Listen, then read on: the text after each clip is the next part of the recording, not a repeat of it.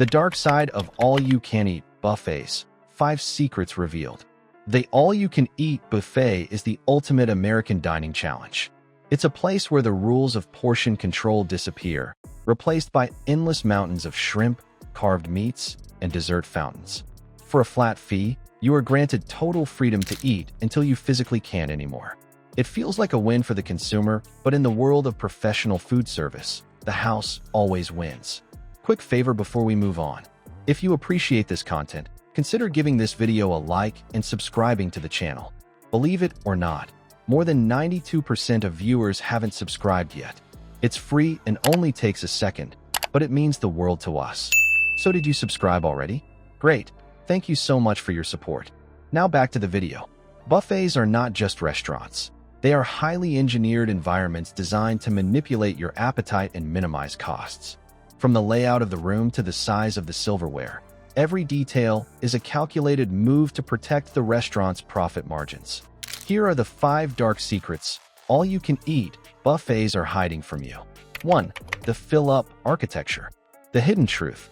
The physical layout of a buffet line is a strategic gauntlet designed to fill your plate with the cheapest possible ingredients before you ever reach the expensive items. The secret. If you look closely, the first items you encounter are almost always heavy starches and low-cost fillers, giant bowls of pasta, mounds of rice, baskets of bread, and large vats of potato salad. By the time you reach the premium items like prime rib, crab legs, or grilled salmon, your plate is already 75% full. The impact. Most diners feel a psychological shame or clutter limit. They don't want to pile expensive steak on top of mashed potatoes.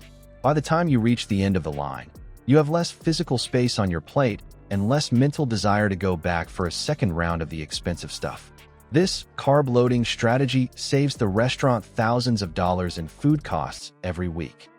The chefs cook a ton of different dishes, from American to Pennsylvania Dutch fare, honoring the Mennonite and Amish traditions of the area. Like this local delicacy called scrapple. Liver, and it's ground up.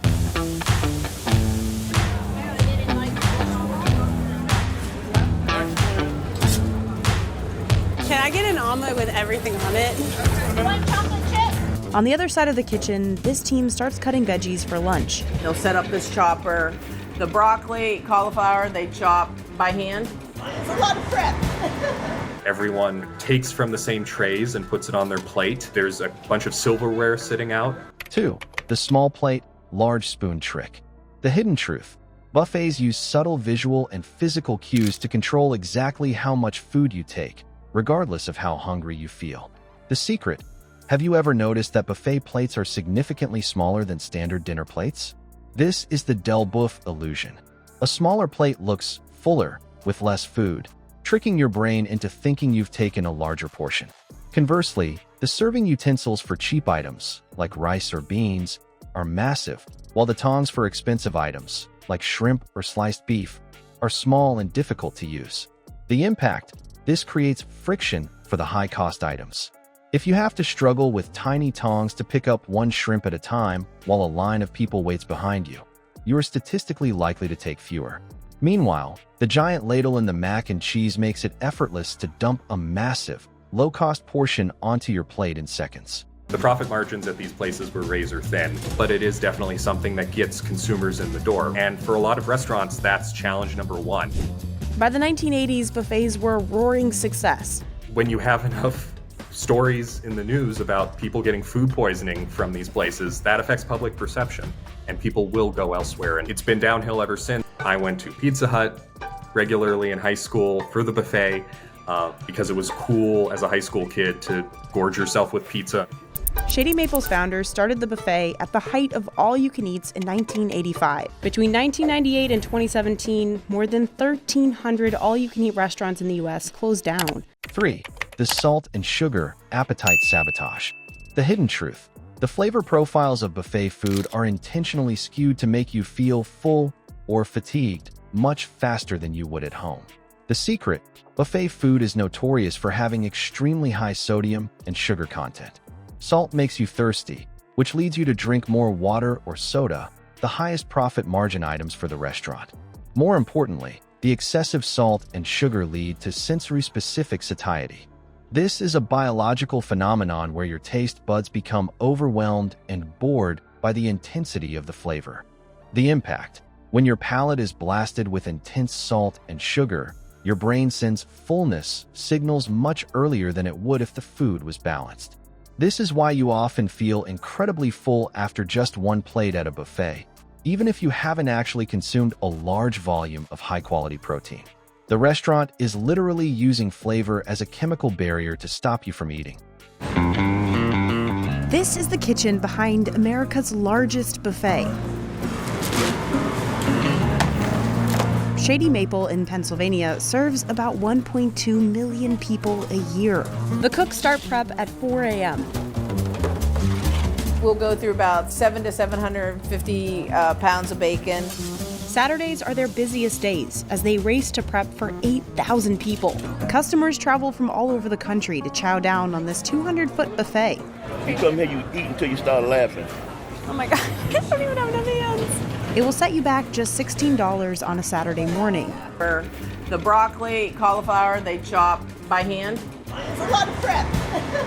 Everyone takes from the same trays and puts it on their plate. There's a bunch of silverware sitting out. 4. The recycled food cycle. The hidden truth: to keep costs low and minimize waste, buffets are the masters of the second life food system. The secret: what happens to the leftover roast chicken from the lunch rush? It doesn't go in the trash. It is shredded and becomes the chicken salad or the chicken soup for the dinner shift. The ham from breakfast is chopped up and added to the Western omelet or the fried rice.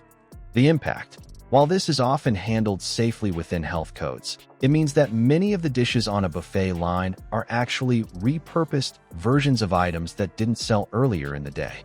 The more sauces and heavy seasonings an item has, like a stir-fry or a casserole, the more likely it is to be a second-day ingredient.